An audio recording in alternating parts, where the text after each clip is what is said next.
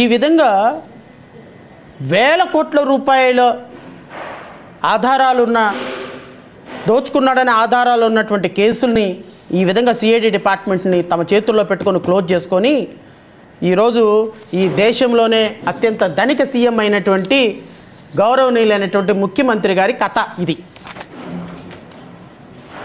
ఇది టూకీగా ఈరోజు కథ. ఈ కథలో మనకు తెలిసిన నీతి ఏంది అంటే, నువ్వు ఎన్ని కోట్లైనా సంపాదించు, కానీ నీ దగ్గర అధికారం ఉండాలి. నువ్వు ఎన్ని లక్షల కోట్లైనా దోచుకో, కానీ దోచుకున్న డబ్బు ఇది నిజాయితీగా వచ్చింది అని చెప్పుకోవడానికి నీ దగ్గర మీడియా ఉండాలి. ఆ మీడియా కూడా ఏపీఎన్ లాగే ఉండాలి, ఆ మీడియా కూడా టీవీ5 లాగే ఉండాలి, ఆ మీడియా కూడా మహా టీవీ లాగా ఉండాలి, ఆ పత్రిక కూడా ఈటీవీ లాగా ఉండాలి.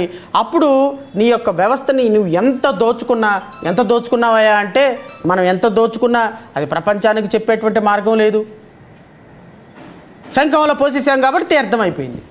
శంఖంలో ఏం పోసాం? మురుగునీళ్ళు పోసామా? అవసరమేలే, తీర్థం అయిపోద్ది ఆటోమేటిక్గా. ఒక దేశ చరిత్రలో మా మీద పెట్టుకున్న కేసులు క్లోజ్ చేసేసాయి, లేకపోతే మీ అంతు చూస్తాము, ఏంటి తమాషాలుగా ఉందా, ఇప్పటికి 2 ఏళ్ళు అయింది ఇంతవరకు కేసులు క్లోజ్ చేయవా అని ఒక మంత్రి ఇంకొక మంత్రికి ధమ్కీ ఇచ్చేటువంటి వ్యవస్థలో మన ఆంధ్రప్రదేశ్ రాష్ట్రం ఉంది అంటే, ఇంతకంటే సిగ్గుచేటు ఇంకేమైనా ఉంటుందండి ఈ రాష్ట్రాల్లో వ్యవస్థలకి, ఈ రాష్ట్రంలో కోర్టులకి, ఈ రాష్ట్రంలో న్యాయమూర్తులకి, ఈ రాష్ట్రంలో పోలీస్ ఆఫీసర్లకి, ఈ రాష్ట్రంలో నిజాయితీగా ఉండాలి అని చూసేటువంటి మీడియాకి ఇంతకంటే సిగ్గుచేటు ఇంకేమైనా ఉంటుందండి?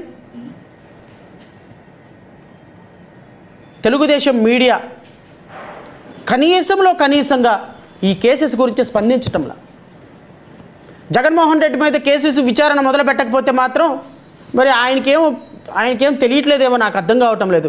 ఆయన ఎందుకు క్లోజ్ చేసుకోవటం లేదు సిఐడి డిపార్ట్మెంట్ని అనుకొని ఇంత ఆయన మీద ఉన్న కేసులు నాకు అర్థం కావటంలా. ఆయన మీద ఉన్న 30 కేసులు ఏమో ఉన్నాయి, ఏది ఎక్స్క్లూడింగ్ సిబిఐ కేసులు చూసుకుంటే ఇక్కడ ఆంధ్రప్రదేశ్ రాష్ట్రంలో చాలా కేసులు ఉన్నాయి. ఆ చాలా కేసులు ఇంకా ఎందుకు అట్టు పెట్టుకున్నట్టు నాకు అర్థం కావట్లేదు. ఆయన కూడా చక్కగా ఇలా వాడుకోవాల్సింది కదా, వ్యవస్థల్ని ఇలా వాడచ్చు అని. అబ్బబ్బబ్బబ్బబ్బా, చంద్రబాబు నాయుడు వాడకం మామూలు వాడకమా?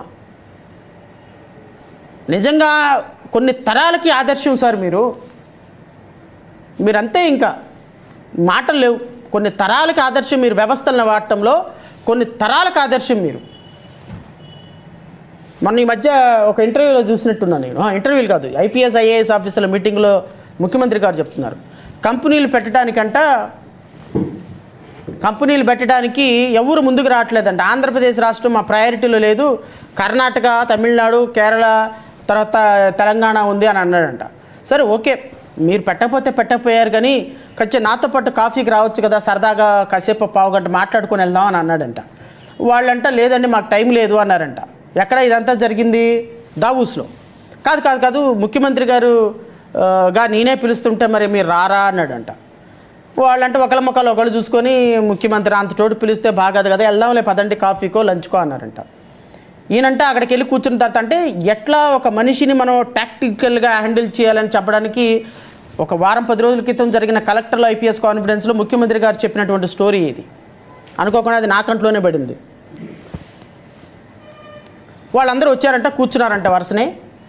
పాపం ఈయనంట అందరికెళ్ళి లేచి ముఖ్యమంత్రి హోదాను పక్కన పెట్టి అందరికి ఆకులు వేసాడంట. ఆకులు వేసిన తర్వాత అందరికీ స్వీట్లు పెట్టాడంట, గారెలు వేసాడంట, ఆంధ్ర వంటకాలు రుచి చూపిస్తూ నెయ్యి వేసాడంట, పప్పు వేసాడంట, నెయ్యేసి పప్పేసి బొవ్వేసి అంతా కలిపి నోట్లో పెట్టాడంట. ఒక ముఖ్యమంత్రి మనల్ని ఇంత ఆప్యాయంగా పిలుచుకుంటున్నారు, ఆహా ఒక ముఖ్యమంత్రి ఇంత మనం మిగతా రాష్ట్రాలకు వెళ్తే వెయిట్ చేయండి కాసేపు, పావుగంట ఆగి రండి, 20 గంటలు ఒక గంట ఆగి రండి అని అంటారు. ఈ ముఖ్యమంత్రి చూసారా మనకు భోజనం వడ్డిస్తున్నాడు, ఆహా ఓహో అని వాళ్ళు మంత్రముగ్ధులైపోయి అసలు మీ రాష్ట్రానికి వచ్చేస్తాం, పెట్టుబడులు పెట్టేస్తాం, that is how we have to manipulate the things అని ఒక అద్భుతమైన స్టోరీ చెప్పారు. నాకు కరెక్ట్గా ఇదే విషయంలో నాకు అర్థమైంది. 2016 సంవత్సరంలో అప్పుడు నేను జడ్జిగా ఉన్నా. మాకు A1 కన్వెన్షన్ హాల్లో కమర్షియల్ కోర్ట్స్ ఓపెనింగ్ అని చెప్పేసి రాష్ట్ర వ్యాప్తంగా 60 మందిని నామినేట్ చేశారు. అందులో నేను కూడా ఒకడిని. దానికి ఎన్వి రమణ గారు చీఫ్ గెస్ట్గా వచ్చారు. A1 కన్వెన్షన్ హాల్ విజయవాడలో పెడితే అక్కడికి వచ్చినటువంటి జడ్జిలకి, పెద్ద జడ్జిలందరికీ ఇంక్లూడింగ్ మాకుతో సహా 60 మందికి భోజనం వడ్డించింది చంద్రబాబు నాయుడు గారు, మాకు ఆహ్వానం పలికింది చంద్రబాబు నాయుడు గారు. మేము ఎప్పుడైనా తినేసి అయిపోయిన తర్వాత భోజనం పెట్టుకోవడానికి వెళ్తే అక్కడి నుంచి వడ్డిస్తుంది చంద్రబాబు నాయుడు గారు.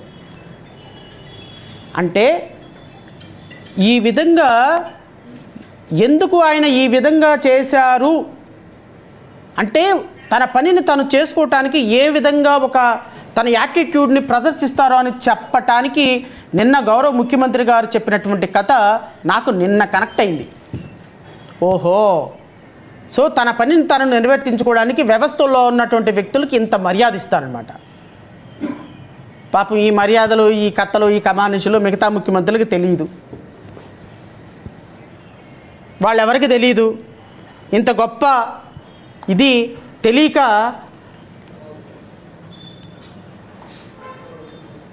ఆ సినిమాలో మన్మధుడు సినిమాలో బ్రహ్మానందం షూ కొనుక్కున్న తర్వాత నాగార్జునతో అంటాడు, ఈ విషయం నాకు తెలియక ఎన్నిసార్లు డబ్బులు పే చేశాను సార్ అని.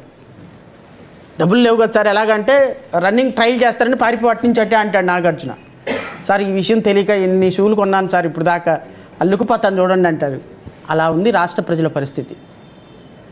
ముఖ్యమంత్రి చంద్రబాబు నాయుడు గారి పరిస్థితి కూడా అలాగే ఉంది.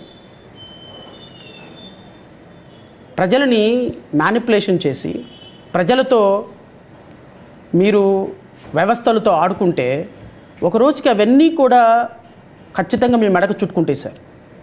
దయచేసి నేను వాటిని కోరేది ఏంటంటే ఈ మ్యానిపులేటెడ్ రాజకీయాలు మానేసి వ్యవస్థలను వాళ్ళ పని వాళ్ళని చేసుకోలేండి.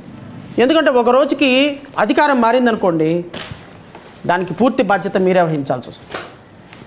సో ఈ స్టోరీని మీకు ఎందుకు చెప్పాల్సి వచ్చిందంటే ఒక ఆలోచన, ఒక మనిషి యొక్క ఆలోచన ఇంత క్రూరంగా ఉంటుంది. ఇది నిజ స్వరూపం. 164 సీట్లు ఇచ్చి వీళ్ళకి ముఖ్యమంత్రులను చేసి చివరికి పేదలు మాత్రం నిరుపేదలు అయిపోతున్నారు, వీళ్ళు మాత్రం కోట్లు సంపాదించుకున్నారు. ఇలాంటి వ్యక్తులకి మీరు ఓట్లు మళ్ళీ వేస్తే, ఇలాంటి వ్యక్తుల్ని మళ్ళీ ముఖ్యమంత్రులను చేస్తే రాష్ట్రం ప్రగతి ఎక్కడ ఉండదు, పేపర్ల మీదే ఉంటుంది, టీవీల్లోనే ఉంటుంది, ఏబిఎన్లో ఉంటుంది, టీవీ5లో ఉంటుంది, మహా టీవీలో ఉంటుంది, ఈటీవీలో ఉంటుంది. అంతే. రాష్ట్ర ప్రగతి ఇంకెక్కడ ఉండదు, పేపర్ల మీద ఉంటుంది. 2014 నుంచి ఈ రోజు వరకు అమరావతికి పేరు పెట్టించుకోలేకపోయినాడు మహానుభావుడు. ఇదిగో రేపు, ఇదిగో వినాయకుడి పెళ్ళి ఎప్పుడంటే రేపు రేపు రేపు అని గోళ్ళ మీద రాసుకున్నట్టు రేపు రేపు అమరావతి నిర్ణయం ఆ రేపు పేరు పెట్టడానికి 2.5 సంవత్సరాలు తీసుకున్నావు. నువ్వు అమరావతిని కడతావా, సింగపూర్ని కడతావా? సిగ్గుందా ఏమన్నా నీకు? అసలు అమరావతి రైతులని మోసం చేస్తారా ఈ విధంగా? 2 సంవత్సరాల పైన 3 సంవత్సరాలు వస్తుంది రమారమి, ఇంకా అమరావతిని క్యాపిటల్ పేరు అమరావతి అని నిర్ణయం చేసుకోలేకపోయినారు మీరు. కేంద్ర ప్రభుత్వం మీది మళ్ళీ డబల్ ఇంజిన్ సర్కార్ ఇది.